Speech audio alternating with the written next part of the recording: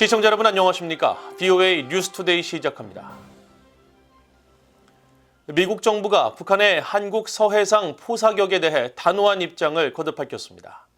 미국 국무부는 북한은 도발을 중단하고 외교적 해결을 위한 대화 복귀에 나서라고 촉구했고, 미국 국방부는 북한이 제기하는 위협을 다시 지적하면서 한국, 일본 등 동맹과 협력해 대응할 것이라고 밝혔습니다. 첫 소식 김영권 기자가 보도합니다. 북한이 4일 서해 연평도 인근 북방 한계선 NLL을 향해 포사격을 실시하며 한국을 위협한 데 대해 미국 국무부는 도발을 중단하라고 촉구하면서 단호한 입장을 밝혔습니다. 매튜 밀러 국무부 대변인은 5일 VOA의 관련 논평 요청에 우리는 북한이 더 이상의 도발적이고 불안정한 행동을 중단하고 외교에 복귀할 것을 촉구한다고 밝혔습니다. 특히 북한은 군사적 위험을 관리하고 한반도의 항구적 평화 구축을 위한 방안을 모색하는 실질적인 논의에 참여해야 한다면서 미국 정부는 북한에 대해 어떠한 적대적 의도도 갖고 있지 않다는 기존 입장을 다시 밝혔습니다. 밀러 대변인은 그러면서 동맹 파트너들과의 긴밀한 협력을 강조했습니다. 미국은 최선의 대북 관여와 침략 억제, 북한의 여러 유엔 안보리 결의 위반에 대한 국제적 대응 조율 방안에 대해 한국, 일본을 비롯한 기타 동맹 및 파트너들과 긴밀히 협의하고 있으며 동맹 차원의 대응은 북한 문제 해결의 최선의 해법이라고 밝힌 것입니다. 미국 국방부도 관련 논평 요청에 북한 정권이 제기하는 위협을 지적하며 동맹 차원의 공동 대응을 강조했습니다. 국방부 대변인은 미국은 북한의 이 같은 활동을 주시하고 있으며 북한의 군사 프로그램이 제기하는 위협과 한국, 일본에 대한 방어 공약, 영내 평화와 안정 유지 약속을 매우 분명히 해왔다고 밝혔습니다. 그러면서 북한이 제기하는 위협에 대처하기 위해 한국, 일본 정부 모두와 계속 협력해 나갈 것이라고 강조했습니다. 또 북한이 제기하는 문제를 해결하기 위한 동맹 차원의 대응을 최선의 해법으로 제시했습니다. 앞서 한국합동참모본부는 북한군이 한국 시각으로 5일 오전 9시쯤부터 2시간 동안 백령도 북방 장산곶 일대와 연평도 북방 등산곶 일대 등 서북 도서 지역에서 200여 발의 해안포 사격을 실시했다고 밝혔습니다. 북한군이 발사한 포의 탄착 지점은 서해 북방 한계선 NLL 북방 일대였으며 북한이 해상 완충구역에서 사격을 한 것은 지난 2022년 12월 이후 1년 1개월 만입니다. 이에 대해 한국군은 북한의 해상 사격은 도발이자 9.19 남북군사합의 위반으로 규정하고 서북도서에 배치된 해병부대 K9 자주포와 전차포를 동원해 북한 발사의 2배인 400발의 포사격으로 대응했습니다. VOA 뉴스 김영권입니다. 미국 국무부는 팔레스타인 무장정파 하마스가 북한산 로켓 추진 유탄 발사기인 F7의 로켓 추진체를 이용해 대전차 로켓 등 신무기를 제조하고 있다는 VOA의 보도에 대해 북한산 무기가 하마스로 이전될 수 있었던 다양한 경로가 있다고 밝혔습니다. 국무부 대변인은 5일 VOA의 관련 질문에 북한은 이란과 시리아 등 이 지역에 무기를 판매한 오랜 역사를 갖고 있다면서 이같이 밝혔습니다. 그러면서 북한의 이 같은 무기 수출은 여러 유엔 안보리 결의에 따라 금지돼 있으며 모든 유엔 회원국들이 관련 제재를 이행하도록 계속 독려할 것이라고 강조했습니다.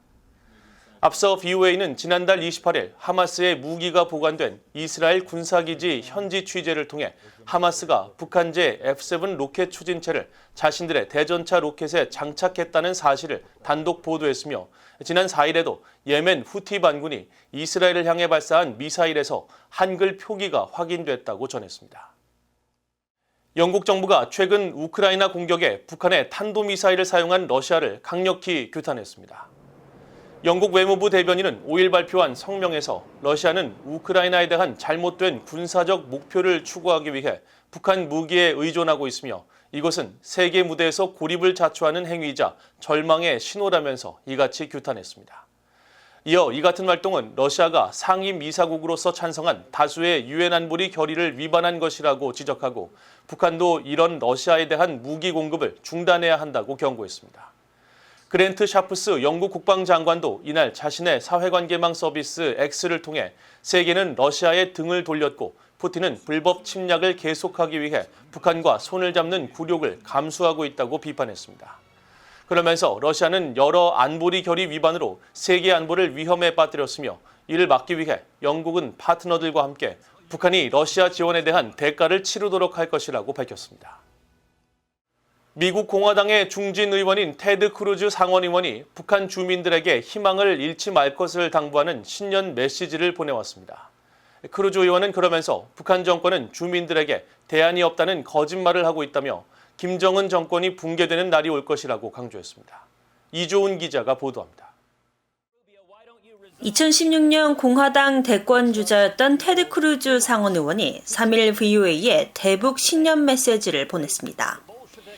쿠바 이민자의 후손인 크루즈 의원은 신년 메시지를 통해 북한 공산주의 정권은 주민들에게서 자유와 기본 자원뿐만 아니라 희망마저 박탈하고 있다고 비판했습니다.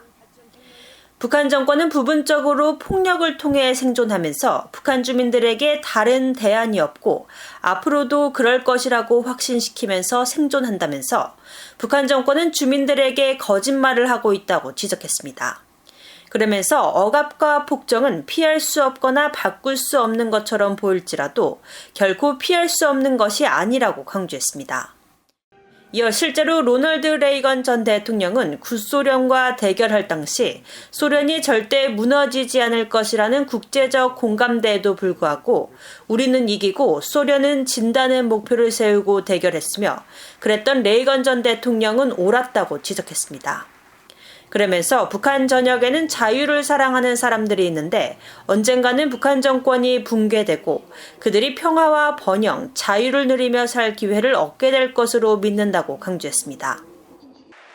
테드 크루즈 상원 의원은 1953년 쿠바 혁명 당시 지도자인 피델 카스트로가 공산주의를 선언한 데 실망해 정치적 난민 신분으로 미국에 건너온 이민자의 아들로 전 세계 공산주의에 맞서는 데 큰 목소리를 내왔습니다.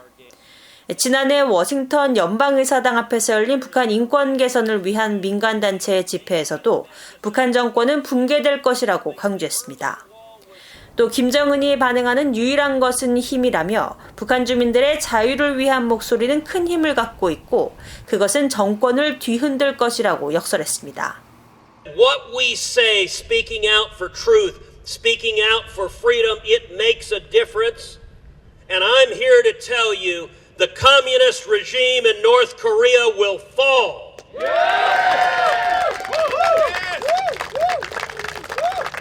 The people of North Korea will be free.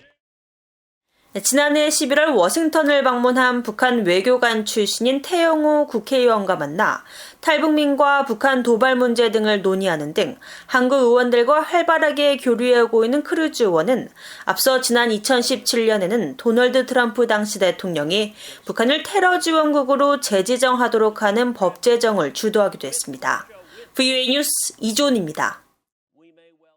미국의 토니 블링컨 국무장관이 이임을 앞둔 한국 박진 외교부 장관과 전화 통화를 하고 그동안의 리더십에 감사의 뜻을 표했다고 국무부가 밝혔습니다. 국무부의 매튜 밀러 대변인은 5일 이 같은 내용을 밝히면서 블링컨 장관은 통화에서 러시아의 우크라이나에 대한 잔혹한 전쟁 등 한반도와 인도태평양 지역 전 세계의 안보 도전에 대처하는 데 있어 박진 장관의 리더십에 감사를 표했다고 설명했습니다. 이어 미한동맹 70주년을 기념하는 행사들이 마무리되면서 블링컨 장관과 박 장관은 미한동맹의 중요성과 양국 관계의 심화를 위한 공동의 의지를 거듭 강조했다고 말했습니다. 한국 외교부도 박진 장관이 이날 블링컨 장관의 요청으로 전화통화를 했다면서 박 장관은 한미동맹 관계를 그 어느 때보다도 강력하게 발전시킬 수 있었던 점을 자랑스럽게 생각한다고 말했다고 전했습니다. 두 장관은 또 한반도를 넘어 전 세계의 평화와 안정을 위협하는 지속적인 북한의 핵 미사일 개발과 러북 군사협력에 대해 우려를 표하고 러시아와 북한을 비롯한 모든 유엔 회원국들이 안보리 결의를 준수해야 한다고 강조했습니다. 한국 외교부는 또 박 장관이 이날 오전 가미카와 요코 일본 외무상과도 전화통화를 했으며 지난해 하반기에만 3차례 외교장관 회담을 갖는 등 긴밀히 소통하며 한일 관계 발전을 위해 함께 노력해온 점을 평가했다고 전했습니다. 박진 장관의 후임으로 지명된 조태열 외교부 장관 후보자는 오는 8일 국회 인사청문회 등 임명 절차를 거치게 됩니다. 북한이 지난해 6억 달러 등 6년간 총 30억 달러 상당의 암호화폐를 훔친 것으로 나타났다고 미국의 암호화폐 분석 정보업체 TRM랩스가 밝혔습니다. TRM랩스는 5일 발표한 보고서에서 자체 분석 결과 북한과 관련된 해커들이 지난해 최소 6억 달러, 아직 밝혀지지 않은 추가 해킹까지 합할 경우 최대 7억 달러의 암호화폐를 탈취한 것을 확인했다면서 이는 지난해 전체 암호화폐 탈취 자금의 3분의 1에 해당하는 것이라고 밝혔습니다. 특히 북한이 저지른 해킹은 북한과 관련되지 않은 해킹보다 평균 10배 정도 더 큰 피해를 입혔다면서 2017년 이후 북한이 탈취한 암호화폐 총액은 약 30억 달러에 달한다고 지적했습니다. TRM랩스는 이어 핵심 보안키를 손상시키는 방법으로 암호화폐를 탈취해 가상자산을 북한 공작원들이 관리하는 지갑 주소로 전송하는 등 북한의 암호화폐 기술이 날로 진화하고 있으며 블록체인 정보 기술을 적극 활용해 자금 세탁 방법을 다양화하고 있다고 지적하고 북한은 2024년에도 전 세계에서 가장 활발한 사이버 도둑이 될 것이라고 전망했습니다. 최근 캄보디아에서 처음으로 열린 북한 인권 토론회는 북한 인권 문제가 국제사회의 우려 사안이라는 점을 보여주는 것이라고 국제인권단체인 휴먼 라이츠 워치가 밝혔습니다. 세계 100여 개 나라의 인권 상황을 감시하는 휴먼 라이츠 워치의 필 로버트슨 아시아 담당 부국장은 5일 VOA에 보낸 성명에서 캄보디아의 학자들과 학생들이 북한의 끔찍한 인권 실태를 연구하고 있다는 사실은 북한 정권이 주민들에게 저지르는 행태가 인류 공동체에 대한 모욕이라는 인식을 보여주는 것이라고 밝혔습니다. 이어 캄보디아는 크메르루주 통치의 공포에서 살아남은 국가로서 북한에서 김씨 일가가 하는 것처럼 형편없는 권위주의 정권이 어떻게 여러 세대에 걸쳐 한 나라를 망칠 수 있는지 전 세계에 많은 것을 말할 수 있다고 강조했습니다.